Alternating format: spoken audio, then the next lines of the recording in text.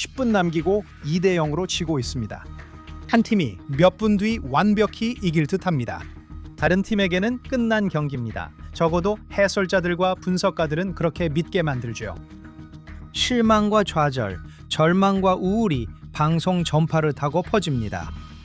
하지만 경기는 아직 끝나지 않았습니다. 상황이 바뀌고 몇 분 만에 상황 전체가 완전히 뒤바뀝니다. 이제 그게 국제 축구 경기든 국제 정치 외교든 상관없습니다. 위대한 컨트리 음악 철학자 케니 로저스의 불멸의 명언이 떠오릅니다. 테이블에 앉아 있을 때는 절대 돈을 세지 마세요. 패를 다 돌리고 나면 돈 셀 시간은 충분히 있습니다. 글쎄요, 아직 패를 다 돌리진 않았어요. 정치와 외교는 분, 시간 또는 날로 제한되지 않습니다. 겉모습이 실제 상황을 의미하지 않습니다. 지난달 많은 이들이 트럼프가 이란에 굴복했다고 믿었습니다. 걸프 지역에서 아랍 동맹국들에 대한 침해와 공격이 이어지는 가운데 양해각서에 대한 논의가 계속되었습니다. 이번 주 이슈는 터키에서 열린 나토 회의와 트럼프의 에르도안 대통령 포용에 집중된 듯합니다. 하지만 그때 이란인들이 새로 즉위한 샤하드 둠을 앞세워 등장했습니다. 그들은 일주일 내내 자신들의 승리가 임박했다는 터무니없는 소문을 퍼뜨리며 호르무즈 해협에서 선박을 공격했고 미국의 분노를 샀습니다. 아니면 정말 그랬을까요? 언론은 늘 호들갑스럽고 사람을 우울하게 만듭니다. 그들이 사건에만 집중하고 있는 동안 실제 상황은 훨씬 더 복잡합니다. 이번 주에도 그 점과 큰 그림을 다시 살펴보겠습니다. 이번 주 이란인들은 호메이니를 그의 무덤에 안장하며 승리를 선언했습니다. 그들에게 현실은 훨씬 더 심각합니다. 호메이니가 안장될 때 이란 이슬람 혁명도 그와 함께 묻히고 있었습니다. 그들은 더 이상 지도자를 갖고 있지 않습니다. 그들이 주장한 지도자는 결국 나타나지 않았습니다. 그는 아마 프라이드 먼스를 기념하느라 숙취를 겪은 것 같습니다. 그러나 우리가 본 것은 아흐마디네자드의 재림이었다. 그가 죽었다는 소문이 있었지만 그는 장례식에 나타났습니다. 어쩌면 호메이니를 지옥으로 데려가기 위해 온 것일지도 모릅니다. 어쨌든 그 정권은 국민들의 지지도 받지 못하고 있습니다. 그들의 경제력은 사라졌고 군사적 약점도 드러났습니다. 그리고 그들이 핵무기를 비밀리에 개발할 수 있도록 허용했던 세계 주요 국가들의 순진함도 이제는 사라졌습니다. 이것들은 혁명 정권의 핵심 요소들이었지만 이제 그들에게는 이런 것들이 하나도 남아있지 않습니다. 오늘날 남아있는 이란을 보십시오. 그들은 자신들의 권력의 근원 자체를 잃어버렸습니다. 수년간 그들은 전 세계 에너지 공급을 위협할 수 있는 영향력에 의존해왔습니다. 그 영향력은 점점 사라지고 있습니다. 세계는 이미 호르무즈 해협을 우회하는 경로를 구축하고 있습니다. 또한 3년 안에 그 병목 지점의 전략적 가치는 완전히 없어질 것입니다. 그들의 또 다른 초점은 핵 프로그램이었다.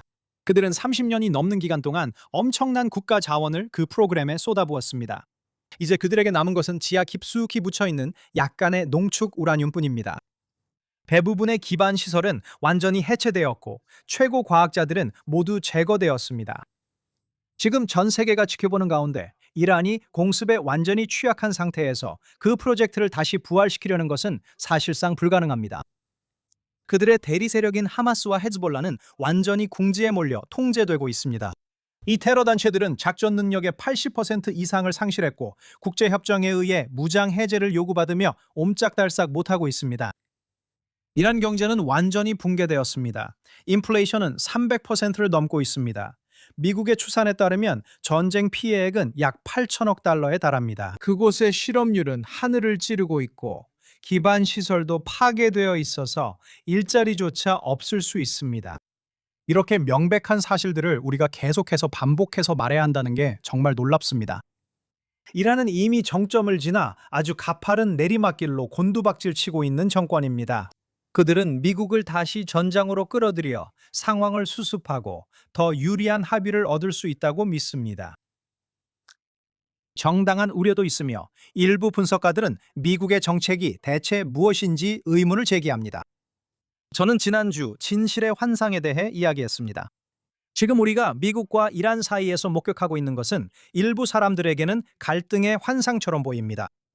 방금 설명드린 것처럼 이란은 내부에서 무너지고 있지만 현재 뉴스 헤드라인들은 워싱턴과 테헤란 사이에 치열한 공방이 오가는 듯한 인상을 남깁니다. 이전에 인터뷰하고 인용했던 이스라엘 전문가 도론 마차 박사는 우리가 이런 것에 속지 말아야 한다고 말합니다. 그가 말하길 우리가 목격하고 있는 것은 정교하게 연출된 게임에 불과하다고 합니다. 그는 이것이 모두 연극일 뿐이며 두 지친 적대자들이 쇼를 펼칠 수 있게 해주는 것이라고 말합니다. 이란은 체면을 지키기 위해 저항하는 모습을 보여줄 수 있고 미국은 공격적인 태도를 과시할 수 있습니다. 하지만 물밑에서 대화는 계속되고 있습니다. 양측 모두 진정으로 원하지 않는 단 한 가지, 즉 전면전만은 피하기 위해 필사적으로 긴장을 조절하고 있습니다. 닥터 마차는 이런 억제 패턴이 이스라엘이 오랜 기간 동안 인접한 적들에게 사용했던 똑같은 실패한 전략이라고 경고합니다. 갈등에서 승리하는 것이 아니라 갈등을 관리하는 개념입니다. 그리고 우리는 모두 그것이 이스라엘에게 어떻게 끝났는지 잘 알고 있습니다. 미국인들이 같은 청사진을 따르면 그들에게 되레 부메랑이 되어 돌아올 것입니다. 그는 이런 보여주기식 행동이 미국과 서방의 적들에게 힘을 실어줄까 봐 우려하고 있습니다. 이란은 이미 미국이 이전에 합의한 사항을 이행할 것을 요구하고 있으며 특히 이스라엘이 남부 레바논에서 철수할 것을 강하게 주장하고 있습니다. 이것은 다른 이들도 따라가게 만듭니다. 프랑스 대통령이 살인적 세력과 교류하고 시리아 무장 지도자 졸라니와 만나는 모습을 보고 있습니다. 동시에 가자지구의 하마스는 누가 가자지구를 통제하는지에 대한 정치적 술수를 벌이고 있습니다. 그들은 자신들이 사슬에서 가장 약한 고리라고 생각하는 미국을 이용하려 하고 있습니다. 하마스는 미국이 입장을 바꾸어 이스라엘에게 새로 구축한 안보 완충지대에서 철수하라고 압박하기를 바라고 있습니다. 이스라엘인들에게 궁극적인 질문은 이것입니다. 미국이 중동 축과 얼마나까지 협력할 것인가 하는 점입니다. 그들은 방어선을 지킬 것인가? 아니면 이스라엘의 안보를 희생하면서 타협하도록 조종당할 것인가? 이러한 질문들은 지난 몇 주 동안 많이 제기되었습니다. 하지만 이것은 과정이지 축구 경기가 아닙니다. 우리에겐 아직 시간이 있습니다. 잠시 이란에서 열린 장례식 이야기로 돌아가면 많은 사람들이 몇몇 서구 인플루언서들이 행사에 참석해 이란 정권을 칭찬하고 미국을 비난한 사실에 분노했습니다. 많은 인플루언서와 서구 언론인이 테헤란을 누비며 헌신적으로 행동하는 모습을 보니 한 가지 일이 떠올랐습니다. 예전에 제가 정부 공보실에서 일할 때 있었던 일인데 그때 한 유럽 언론사의 기자가 있었습니다. 그 언론사는 그다지 중요한 매체는 아니었고 그 기자는 몇 년 동안 이곳에 있었습니다. 우리는 그를 팔레스타인을 지지하며 이스라엘에 반대하는 좌파 시위 현장에서 계속해서 보곤 했습니다. 그는 꾸준히 이런 정치적인 게임에 참여하고 있었습니다. 그래서 우리는 그가 이곳에 있을 때 얼마나 많은 보도를 했는지 확인했습니다. 그는 정말 기자로 활동했을까요? 그리고 우리가 알아본 결과 그가 실제로 한 보도는 거의 없거나 아예 없었습니다. 그래서 우리는 그 해에는 그에게 출입증을 발급하지 않기로 결정했습니다. 나중에 우리 보안기관 중 한 곳에서 전화가 왔습니다. 그들은 저에게 계속해서 그에게 출입증을 발급해 주길 바란다고 말했습니다. 그때 제가 알게 된 것은 이 사람이, 그러니까 이렇게 열정적으로 좌파 성향을 보이던 이 기자가 사실 그 당시 이스라엘 보안기관의 정보원 역할을 하고 있었다는 것이었습니다. 그러니 누가 사람들 마음에 어떤 악이 있는지 알까요? 그리고 다른 소식으로 이란 소식통에 따르면 이란 혁명 수비대 부총사령관 사드르 솔타니 대령이 알리 하메네이의 장례식에서 돌아오던 중 교통사고로 사망한 것으로 전해졌습니다. 물론이죠. 참 별일이네요.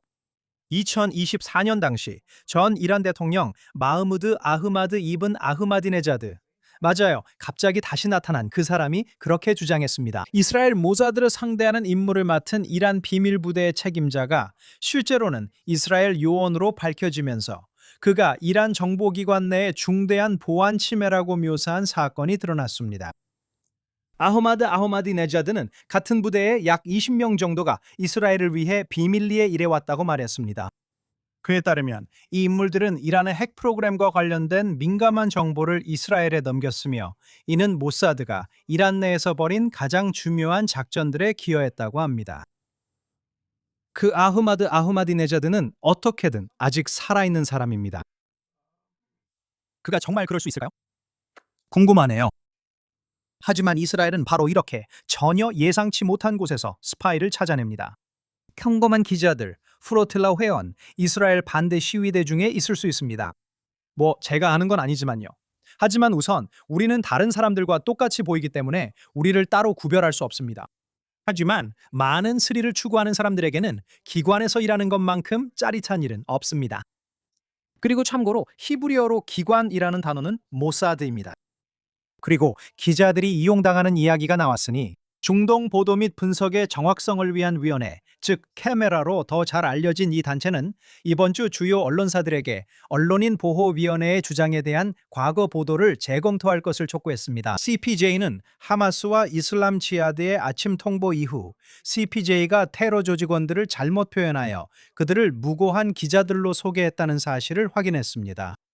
강도 높은 대중의 비판과 이러한 연관성을 폭로하는 조사 보도 이후 CPJ는 6월 25일 가자 지구에서 사망한 언론 종사자 데이터베이스에 대한 전면 재검토를 진행하고 있다고 발표했습니다. 여러 주요 언론 매체들은 CPJ의 신뢰를 잃은 2025년 사망자 데이터, 즉 테러리스트들을 이스라엘에 의해 임무 수행 중 사망한 기자로 묘사한 자료를 종종 아무런 검증이나 이의 제기 없이 보도했습니다. 저는 수년간 이 언론사들과 일해왔습니다. 테러 단체들이 언론을 이용하고 조직원을 언론사에 고용하게 한 사실은 25년 전부터 알려졌습니다. 저는 직접 그 정보를 언론사들과 CPJ 같은 단체에 알렸습니다. 하지만 그들은 마치 아무것도 모르는 척, 모르는 사람처럼 행동했습니다. 인권단체와 언론사 모두 알고 있습니다. 그들은 수년 동안 테러리스트들을 고의로 고용하고 여러분에게 거짓말을 하며 이스라엘이 언론인을 죽이는 나라라고 묘사합니다. 자, 이제 다시 뉴스로 돌아가 보겠습니다. 터키와 관련된 이야기는 좀 더 복잡합니다. 이것은 미국의 글로벌 비전과 관련이 있습니다. 미국은 수십 년간 유럽과 아랍 세계의 광범위한 동맹 네트워크에 의존해 왔습니다. 하지만 이란과의 최근 전쟁은 그 환상을 깨고 펜타곤의 큰 패러다임 전환을 강요했습니다. 지난주 보도에 따르면 미국은 쿠웨이트에 있는 주요 해군 및 공군 기지를 이전하는 방안을 검토하고 있는 것으로 나타났습니다. 바레인, 아랍에미레이트, 사우디아라비아, 카타르 이들 국가는 효과적인 미사일 방어 체계가 없습니다. 설상가상으로 미국의 아랍 동맹국들은 압력이 높아지자 주저했습니다. 사우디아라비아는 미국 전투기가 이란을 반격하기 위해 자국 영공을 사용하는 것을 단호히 거부했습니다. 워싱턴은 마침내 더 이상 전통적인 유럽 및 아랍 동맹에 의존할 수 없다는 뼈아픈 진실을 깨달았습니다. 중동이 불타고 있는 동안 유럽 동맹국들은 전투에 참여하기를 거부했을 뿐만 아니라 자국 영토 내에서의 미국 군사작전까지 막았습니다. 이러한 배신 속에서 미 국방부는 올해 이스라엘을 미국의 모범 동맹국으로 명확히 규정하며 미국의 확고한 지지를 받을 자격이 있는 유일한 나라라고 밝혔습니다. 그 결과 미국은 조용히 장기 전략을 전환하여 주요 지역 기지를 바로 이스라엘 내부에 건설하기로 결정했습니다. 인프라 구축에 시간이 걸리고 러시아의 위협이 커지면서 도널드 트럼프 대통령은 그 사이 복잡한 지정학적 줄타기를 해야 합니다. 이 모든 것이 그가 터키의 에르도안 같은 복잡한 적수들을 가까이 두는 이유를 설명해 줍니다. 당분간 친구는 가까이, 적은 더 가까이 두는 것이죠. 이것은 거대한 지각변동 시 임시로 버티기 위한 조치입니다. 미국과 이스라엘 동맹의 적들은 이미 변화된 상황을 감지하고 있습니다. 카타르와 무슬림 형제단도 이 기지 이전의 의미를 잘 알고 있습니다. 그들은 이제 자신들이 가진 모든 것을 동원해 이 움직임을 방해하고 저지하기 위해 정보전쟁에 뛰어들고 있습니다. 지금 언론의 나팔수들이 대거 동원되고 있습니다. 미국 내 여론을 오염시키고 미국과 이스라엘 간의 굳건한 동맹을 필사적으로 방해하기 위해 대규모로 조직된 거짓말 캠페인을 벌이고 있습니다. 그들이 실망할 일이지만 트럼프와 네타냐후 회담이 발표됐습니다. 보도에 따르면 네타냐후 총리는 이르면 다음 주 워싱턴에서 트럼프 대통령을 만날 예정입니다. 이번에는 이 두 사람이 우리에게 어떤 일을 계획하고 있는 걸까요? 앞으로 몇 주 안에 여러 이스라엘 고위 관리들도 워싱턴에 도착할 것으로 예상됩니다. 과거에 네타냐후와 트럼프가 만날 때마다 이런 만남은 거의 항상 중요한 조치들이 뒤따랐습니다. 그래서 이번 만남의 의제가 무엇인지는 아무도 확실히 알 수 없지만 그 시기는 무시할 수 없습니다. 트럼프의 생일과 250주년 기념 행사들은 모두 지나갔고 우리는 월드컵의 끝을 향해 가고 있습니다. 이스라엘 하이파 대학교 아난 와하비 박사는 이번 주 제 갈릴레이 이스라엘 라디오쇼 인터뷰에서 이 지역 이스라엘 전략을 이야기했습니다. 와하비 박사는 이스라엘이 국경을 따라 특히 통제되지 않은 야생 지역이나 실패한 국가들과 맞닿아 있는 곳에 완충지대를 구축하고 있다고 설명합니다. 하지만 완충지대는 지도상의 선이 아니라 인구, 정치, 전략적으로도 형성되어야 한다고 합니다. 와하비 박사는 이것을 하이브리드 동맹 독트린이라고 부릅니다. 우리는 더 이상 재래식 군대와 싸우는 것이 아니라 완전히 기능하는 군대처럼 움직이는 복합 테러 조직, 비국가 행위자들과 싸우고 있습니다. 이들은 통치, 경제적 통제, 심리전을 모두 하나로 결합하고 있습니다. 그리고 적이 하이브리드이기 때문에 이스라엘의 전략도 그에 맞춰야 합니다. 이스라엘은 안정과 극단주의 저항이라는 공통의 이익을 공유하는 지역 파트너, 지역 사회, 온건한 하위 국가 행위자들로 이루어진 정교한 네트워크를 구축해야 합니다. 영토 점령이나 레바논의 군사 경계선을 긋는 것만으로는 장기적 효과가 없습니다. 유일한 지속 가능한 해결책은 테러 네트워크를 단호하게 격파하는 동시에 대리 정권을 약화시키고자 하는 독립적이고 자율적인 지역사회와 동맹을 구축하는 것입니다.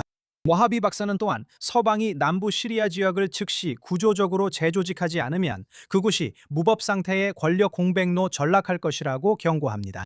우리는 이미 무카와마 모델의 위험한 씨앗이 뿌려지고 있음을 보고 있습니다. 국가 체계 밖에서 활동하는 무장 테러 조직들은 쉽게 이스라엘 국경의 다음 적대적 대리 세력으로 발전할 수 있습니다. 그의 궁극적인 결론은 국가 안보에 대한 경종입니다. 현재는 미국이 지역 질서 형성의 중심 역할을 하지만 역사는 초강대국 개입이 시간이 지나 변한다는 것을 보여줍니다. 이스라엘은 앞으로 혼자 설 미래를 대비해 지금부터 준비해야 합니다. 이러한 지역 내 인적 동맹을 구축하는 것은 앞으로 수십 년 동안 생존을 위한 핵심적인 기둥입니다. 왜냐하면 결국 완충지대란 단순한 땅이 아니라 사람들과 공동체 그리고 공유된 이해관계이기 때문입니다. 이제 또 다른 전장으로 넘어가서 이스라엘이 치열하게 싸우고 있는 정보전선에 대해 이야기하겠습니다. 제가 예전에 팟캐스트에서 인터뷰했던 이스라엘 평론가 미카 단지그는 지난주 The Jewish Journal에 흥미로운 글을 썼습니다. 그 글에서 그는 오늘날 좌파에 의해 토착민의 역사적 정의가 어떻게 왜곡되고 있는지 탐구했습니다. 그는 이렇게 썼습니다. 언어, 문명, 달력, 문학, 그리고 법적 전통이 모두 이스라엘 땅에서 탄생했고 그곳에서 3,000년 넘게 계속 살아왔으며 거의 2,000년 동안 예루살렘을 향해 기도해온 유대인들이 우리가 그 땅의 토착민이 아니라면 토착민이라는 말은 의미를 잃게 됩니다. 놀라운 역사적 역전 현상입니다. 이스라엘과 유대가 강제로 팔레스타인으로 이름이 바뀐 것이 이제는 토착민임을 증명하는 근거로 여겨지고 오히려 그 고향의 이름이 바뀐 사람들이 외국인으로 취급받고 있습니다. 그는 유럽 사회가 오랫동안 유대인들을 비유럽인, 비백인, 외국인으로 대하며 종종 폭력적으로 대했다고 지적합니다. 그런데 현대 담론에서는 갑자기 유대인들을 백인 유럽 식민지 개척자로 재정의하고 있습니다. 그는 이런 역전 현상이 정치적으로는 편리하지만 역사적으로 일관성 없다고 주장합니다. 단치인은 원주민은 기원이 어디냐에 관한 것이지 어디에 살았는지는 중요하지 않다고 강조합니다. 한 집단이 수세기 동안 거주해도 독자적 민족으로 형성되지 않으면 원주민이 아닙니다. 추방 후에도 원주민 정체성은 사라지지 않으며 이는 미국 원주민이 강제 이주 후에도 지위를 유지한 것과 같습니다. 하지만 오늘날의 담론에서 단치인은 원주민이라는 것이 점점 더 기원이나 연속성에 의해 정의되는 것이 아니라 박탈에 의해 정의되고 있다고 주장합니다. 그리고 이 기준은 유대인들에게만 일관성 없이 적용됩니다. 유대인이 이스라엘 땅의 원주민이 아니라면 원주민 개념은 역사적 의미를 잃게 됩니다.